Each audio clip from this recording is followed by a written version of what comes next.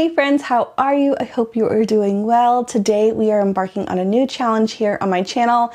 I am doing no buy October, but I'm actually pushing it through to Thanksgiving. This is a trend that I've been seeing here on social media where different people are trying to do no spends or de-influence you from purchasing and just use the things that you have. And I know for me, I really need to pause the spending. Now, over the past couple of weeks, I've got a huge influx of new puzzles. It's an amazing problem to have, but it is overwhelming.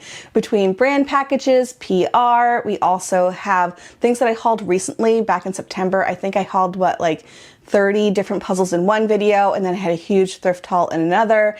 And since then, I've had so many puzzles coming to the point that I think it might be the biggest haul that I've ever done on my channel will be coming very soon. We're talking like close to 40 puzzles that are on their way or have arrived, and it's just a lot. And I am so appreciative of all the brands in the connections that I've made over the past few years here on my channel. Like it's such a great problem to have. But at this point, my to-do pile is getting really tall. It's pretty much doubled in the past couple of weeks. I'm setting myself up for a challenge to buy no new puzzles between now and Thanksgiving.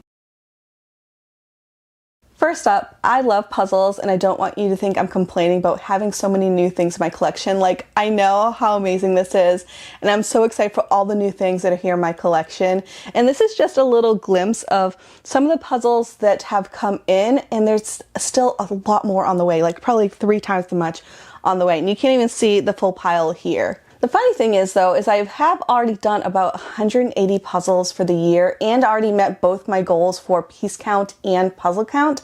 So I'm doing a ton of puzzles. They're just coming in faster than I can keep up with. But if I focus on the puzzles that I have, I can actually enjoy them and also make space in this room. I redid this space not too long ago, and already the shelves are bursting at the seams. And October and November are my busiest months for work, especially for like YouTube stuff.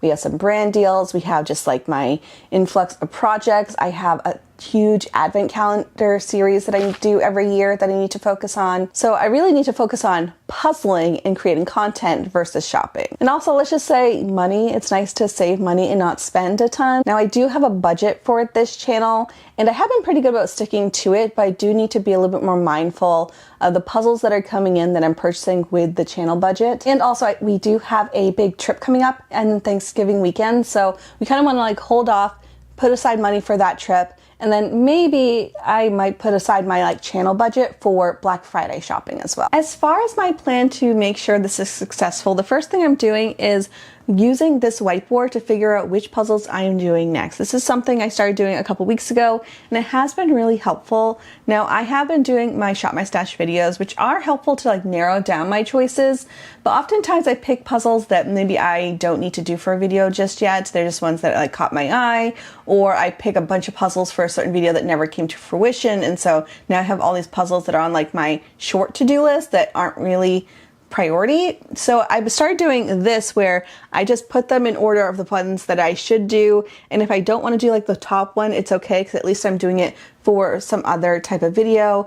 There is always a couple spaces though for puzzles that I want to do. I mean, most of these I want to do anyways because they're puzzles in my collection that I like for videos, but I try to keep puzzling a hobby. So some puzzles on here are for when the camera's off, just so ones that I just want to have a fun cup of tea with on a rainy day, just chilling. So I like to keep that option open because maybe I just don't want to have the cameras rolling. So here we have a whole bunch of different puzzles for different videos. I use little symbols to know which video concept I'm working on. So we have this one for standalone video. We have a portion of the 13,000 piece puzzle that I want to do. The Halloween Advents is a whole beast in itself that I need to start doing. And then we have a bunch of Halloween puzzles, a couple puzzles that I'm just interested in doing, and then a couple puzzles for Puzzle Warehouse. So this kind of keeps me on track of which puzzles I should be working on, and then a couple puzzles that I just want to do because I want to. So this is something that I've implemented again a couple weeks ago, and it has been really helpful to just know which puzzle I'm doing next, and really the deciding factor is done with. The second thing I'm going to do is to make sure I am puzzling every single day. I did this a couple months ago, maybe last year, where I tried to puzzle at least 1 hour each day, and that was really successful. So that's something I want to do as well. It doesn't mean that I have to finish the puzzle every single day, but that if I just spend an hour in the evening or in the morning or sometime in my day, maybe 30 minutes a couple times a day, at least get some progress on the puzzle that I am working on. Maybe it'll get me rolling to do more puzzling. And in general, just coming in here for a little bit every single day, do a little bit of puzzling. It's just nice, you know, it gets me in the groove of doing it again. And if I'm doing a larger puzzle, say the 1500 piece, it's not as daunting if I only put like a 1 hour timer on. So I want to just make sure that I am puzzling every day. Doesn't have to be a huge time commitment, but maybe like an hour. That's my goal. The third thing is I'm reducing doom scrolling. Now for me, I'm very heavily influenced by social media.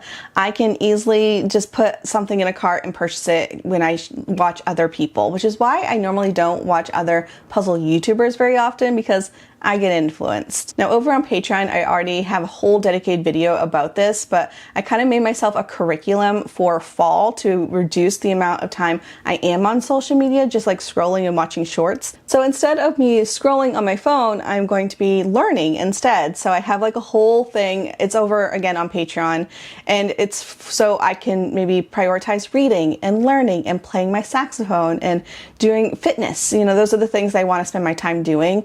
And yes, puzzling is a hobby, but sometimes I do need to be out of this space and need an extra outlet. So it's a way for me to still wind down without me being influenced by things that I'm seeing online. The next thing I'm going to do, which might be the hardest one, is to not use Amazon.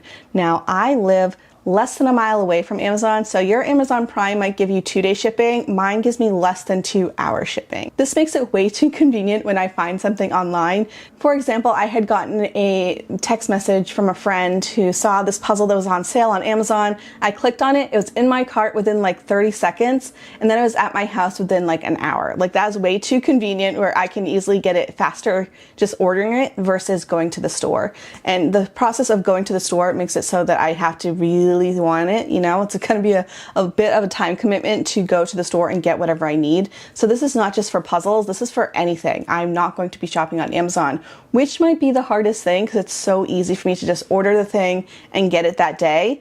But I don't need that. I don't need instant gratification that fast. The last thing I'll be doing is to set work boundaries. You guys know I work for Puzzle Warehouse, so I can't avoid all new releases, and I'm always looking on their website, but I'm not going to be able to add it to my cart. I'm going to put it in my wish list, keep it there for a while, and then maybe come December or something, I can revisit them. But most times when they go into my wish list, I either forget about them or they sell out, so I can't buy them anyway. So that is the plan. I do intend to give you guys some updates along the way, maybe a couple videos here and there.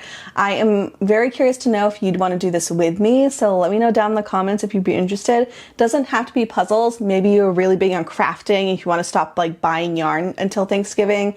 Maybe you want to stop buying books between now and Thanksgiving, and maybe it's just to save money for Christmas, or maybe you want to save for Black Friday, or maybe you just want to like slow down on spending, or maybe you just want to be mindful of your budget. I would love to know if you want to join me in this little quest. Now I will have a haul video coming soon, which means puzzles are still coming in. So I do think like the next couple weeks will be easier because I still have all that newness coming in. I think the harder part will be like closer to Thanksgiving. We'll see, but wish me luck. I hope you are doing well, and I will see you guys all in the next video. Bye guys.